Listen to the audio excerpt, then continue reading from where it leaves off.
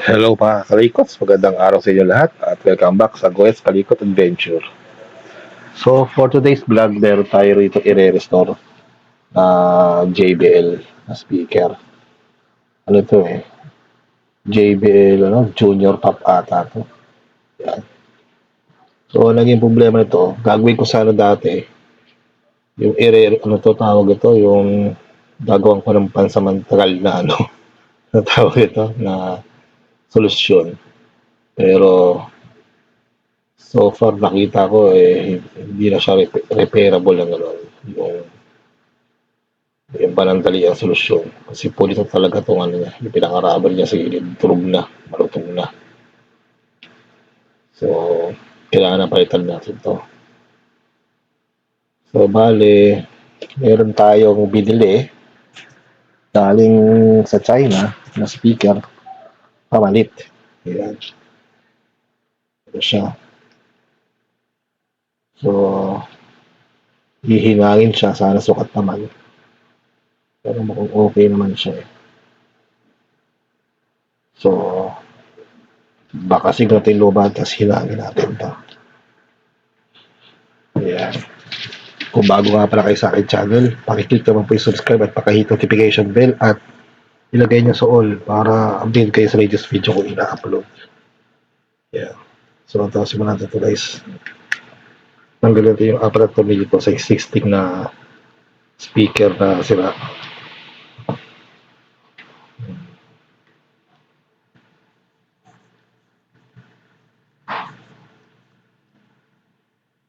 Restore natin ito, sayang naman ito, maganda pa naman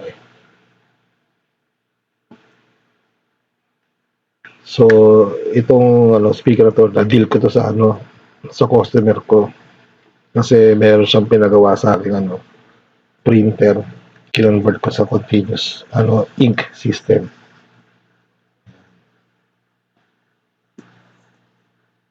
So, yun guys.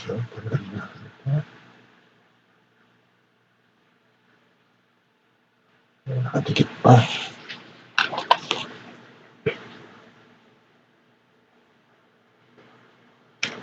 Yun. Tanda natin yung orientation. Yung tuldok dito. Ano doon yung speaker connection. So, tanggalin natin. Hinangin lang natin guys.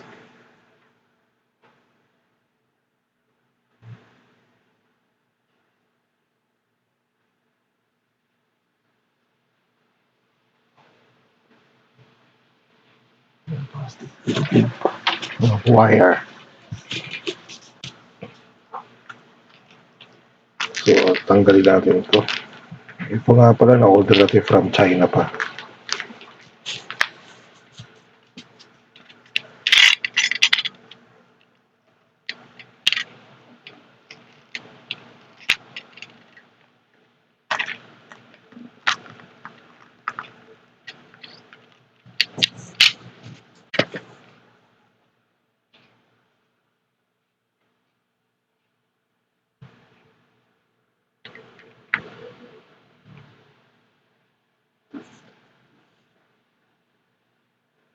Kasya ba siya? Tingnan natin. Fit naman. Okay, fit. So, isangin lang natin ito.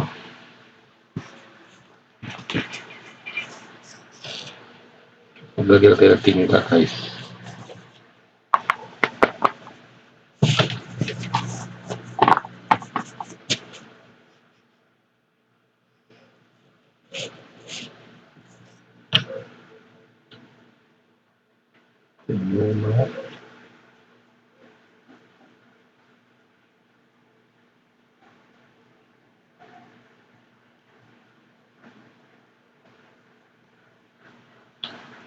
Bale, itong JBL speaker, dalawa to na idinil sa akin. So, i-restore natin yung JBL Go naman yun. Isa. Yung first edition. So, i-restore din natin yun.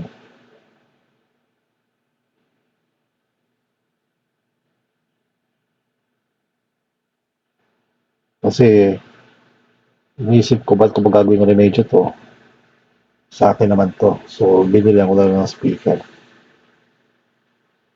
para mas maganda yung kalalabasan.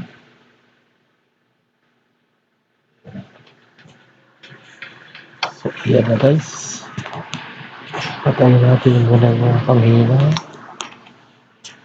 Subukan natin ikabit na 'to.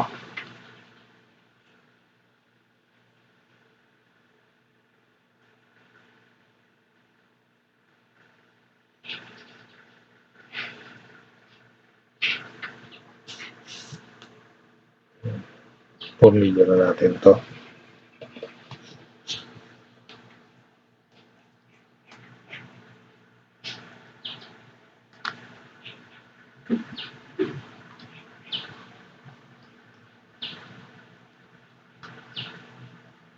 Kasi kung re-repair natin yung sirang speaker, hindi rin magtatagal yun. So ito, i-restore na natin, bumili tayo ng bagong speaker. So tatagal naman to ng ilang taon pa. Yan, yan ang kagandahan dyan.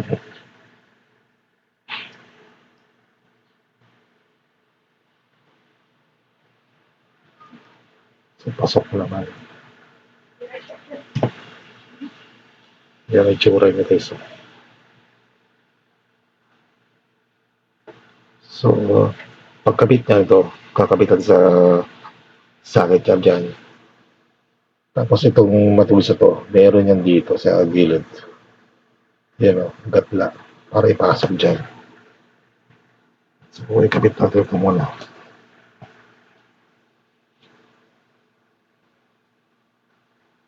Hindi ko na naipakita ito na paano buksan.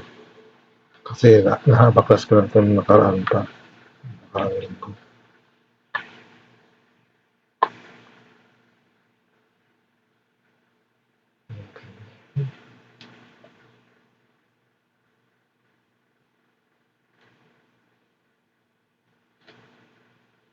Bago natin isarado, bago natin ituloy yung testing natin muna kung tutunog.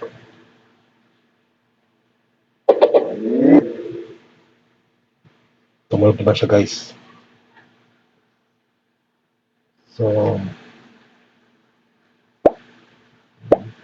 bago ilaw, okay naman. Maganda. So, isarado na din talaga natin siya.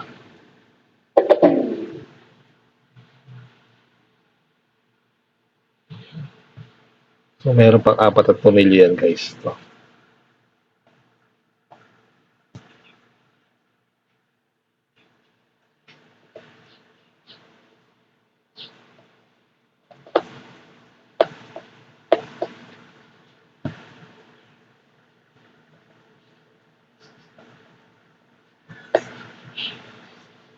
Parang di tumulmili yun. Di sumakto. Bultatin natin ulit yan.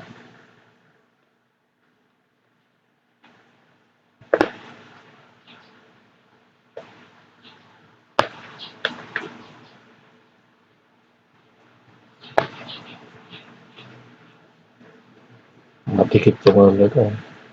Fit na fit.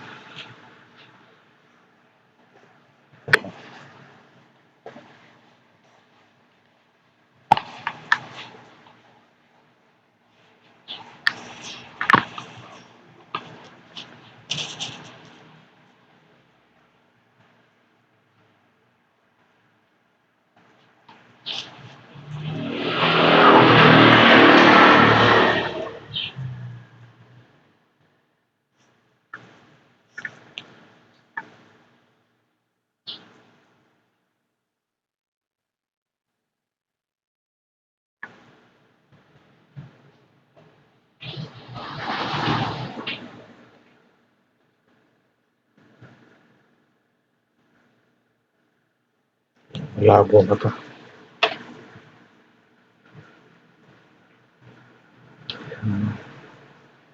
Umapit na sa tornilyo.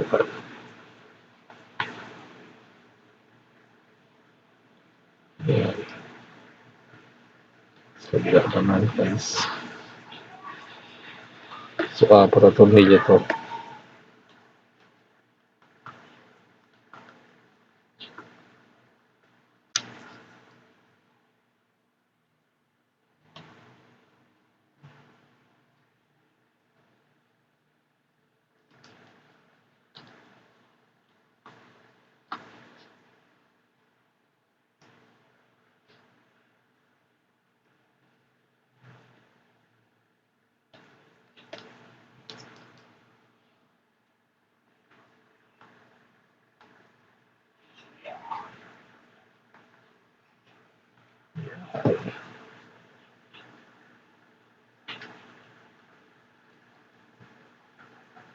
Lobat pa ata.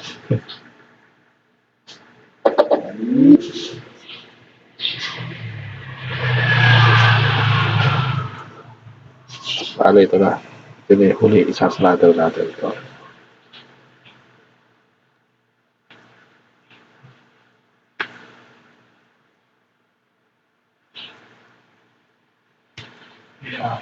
Block niya.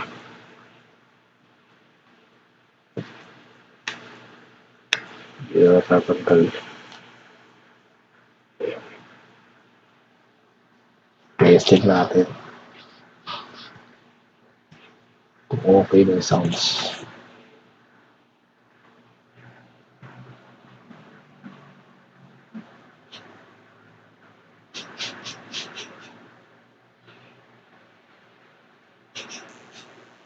So, buksan ko yung Bluetooth. Search natin.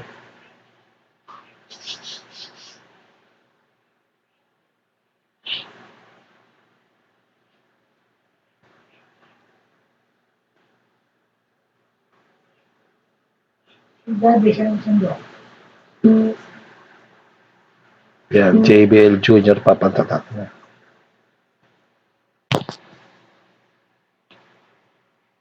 So, pairing natin. I-pair natin.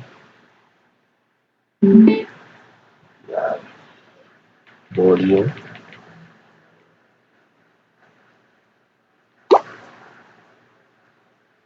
So, try natin ang sounds.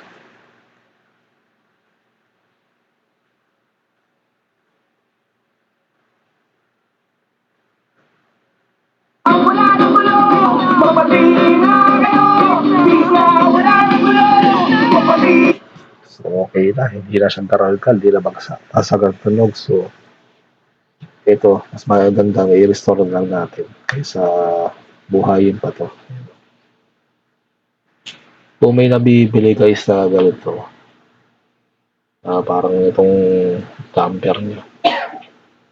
Paki-comment down below kung saan nakakabili ng ganito. Kasi actually buhay pa tong speaker na to, maganda to eh. So ito lang naging problema. Sayang naman. No? Ilang papalitan dyan guys.